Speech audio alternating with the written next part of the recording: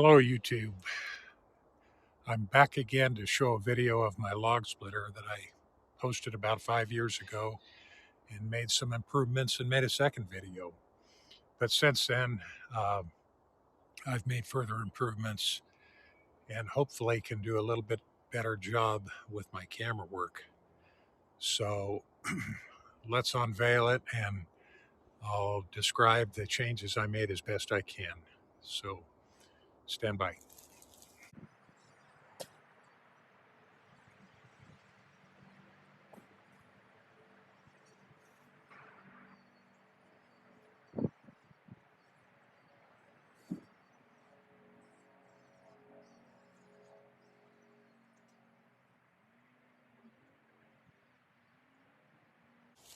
Okay, as you can see, I've got a PVC arrangement. I don't have room to put this inside in the winter, so it has to live outside. Uh, I've always had that arrangement, but next we'll move over to the machine and I'll attempt to show you how I built this and the changes I've made over the years.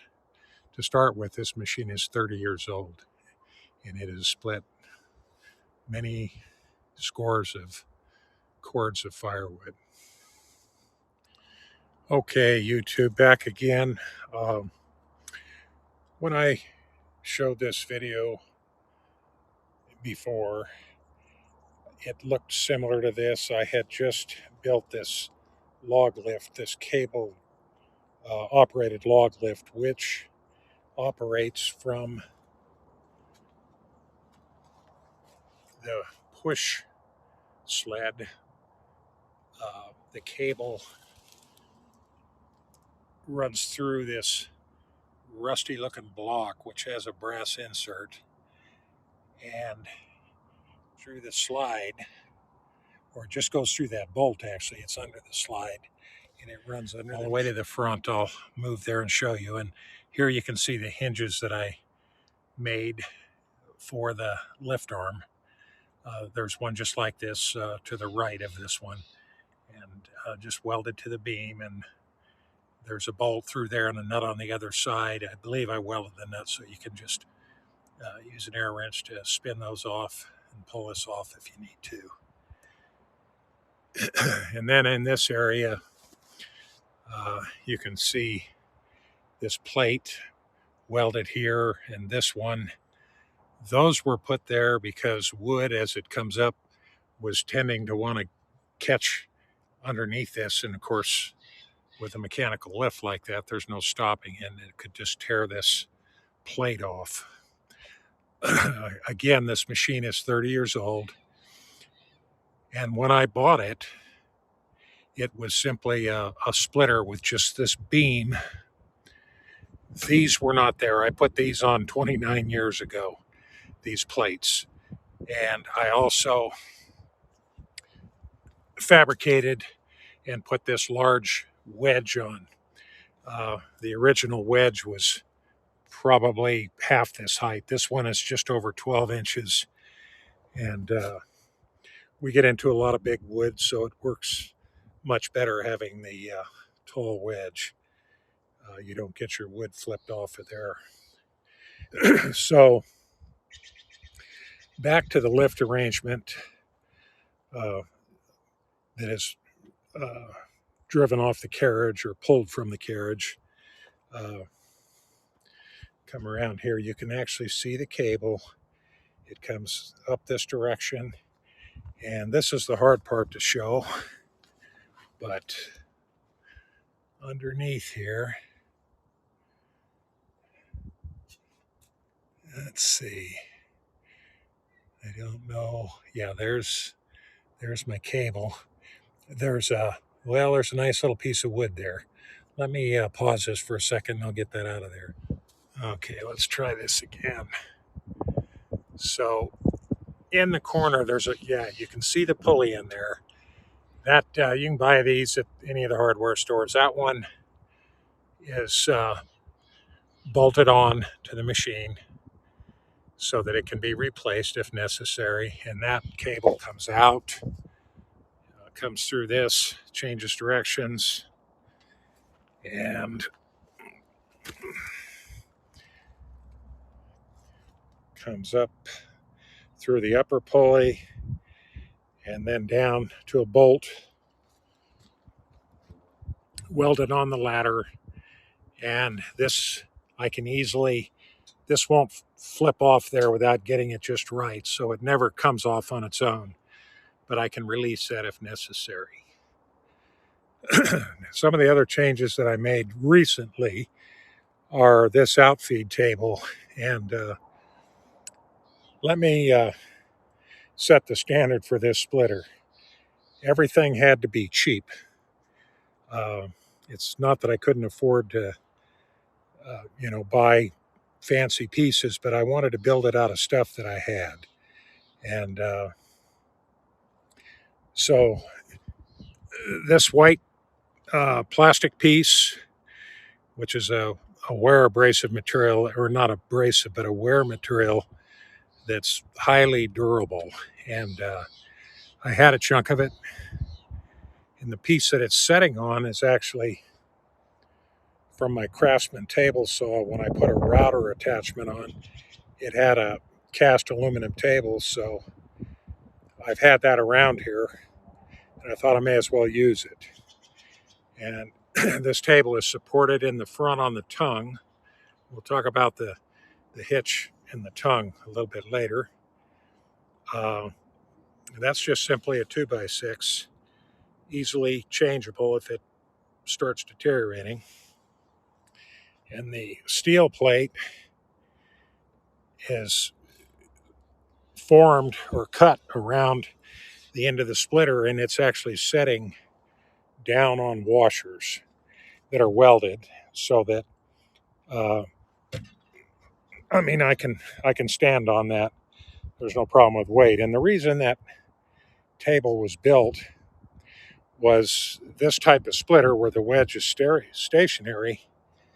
As you split your wood, the way my tables were originally for 29 years, the wood could easily go right off the end, especially if you've got a big piece and you've got many splits to make. So we'll do a little splitting later, and you'll be able to see the advantage of having the outfeed table.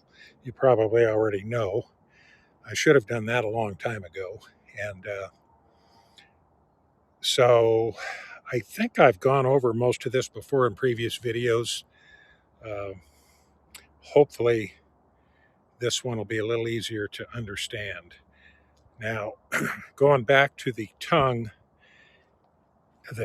used to be just about where the 2x6 is.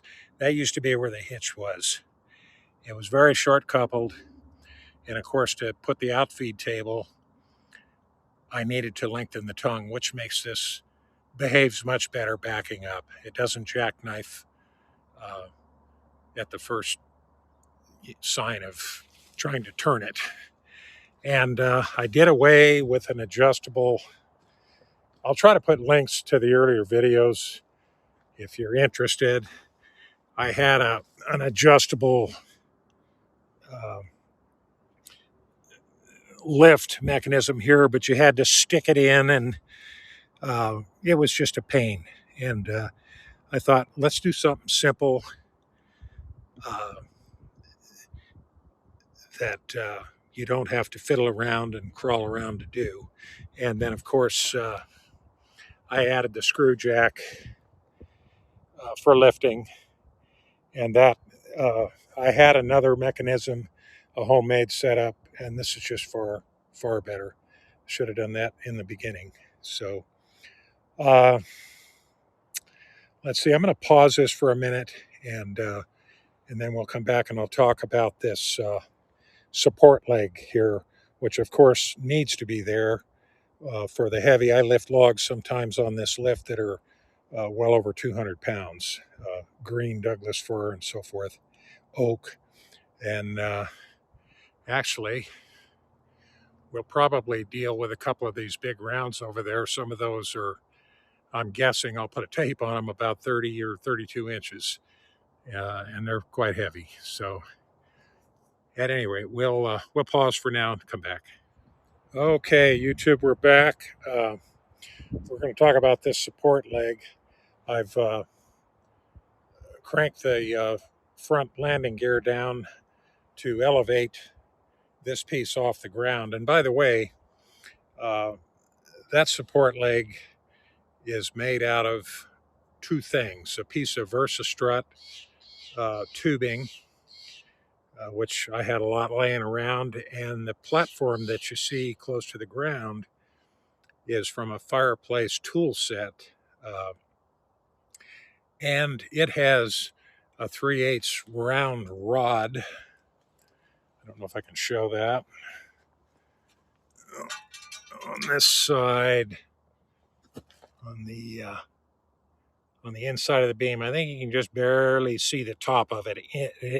It ends just below one of the holes in the Versastrut.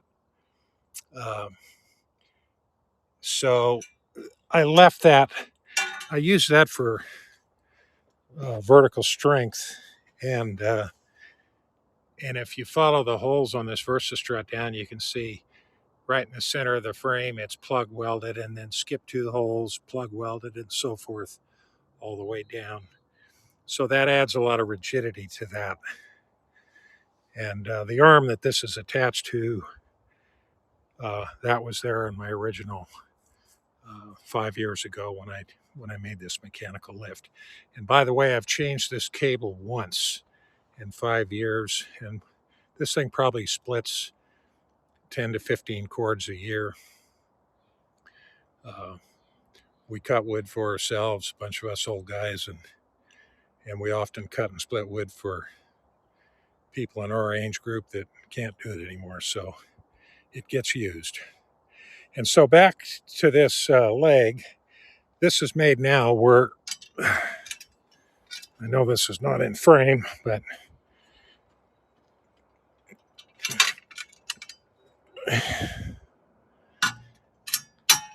okay. So as I back up here, you can see that I just picked that up and swung it over. And now the question is what is the chain for? One of the things that viewers of the video complained about with my design was, why don't I have a way for the table to stay up when I bring a big log up, so it's not going up and down every time the cylinder cycles. So I fought that idea for years, thinking, well, I don't need to do that, it's not necessary. And then I thought, well, let's try it. And now that I've done it, and when I use it, I think you'll be able to see the advantage. And I'm going to pause again and set the I'll just swing it over now.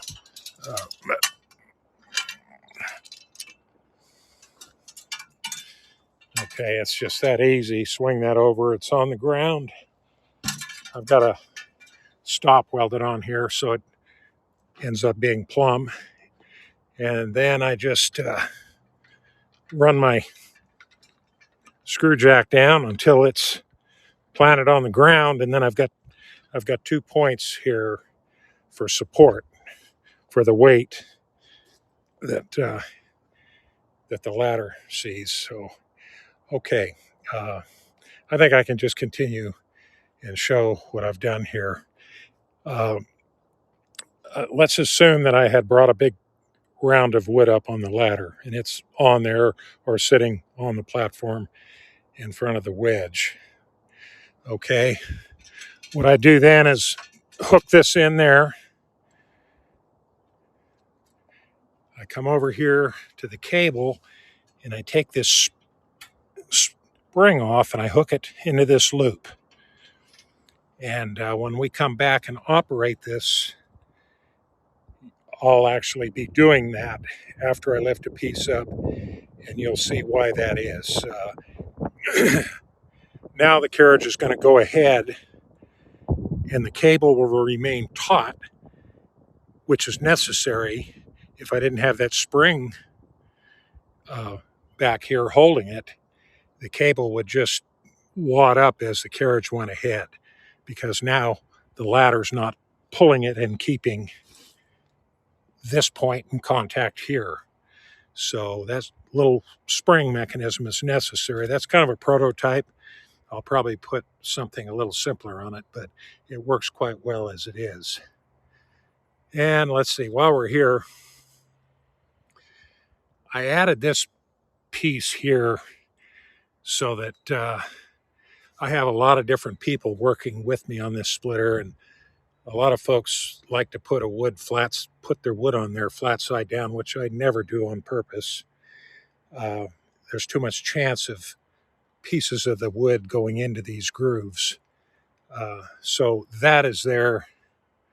If I can focus on it again, simply, if a piece does go down, it's going to get kicked back out before it gets into my cable. That has never happened, but it's just kind of a belt and suspenders approach, so it doesn't happen. So I'll pause this right now, and I think the next when we resume, we'll actually get a piece of wood on here and see if we can get this video over with.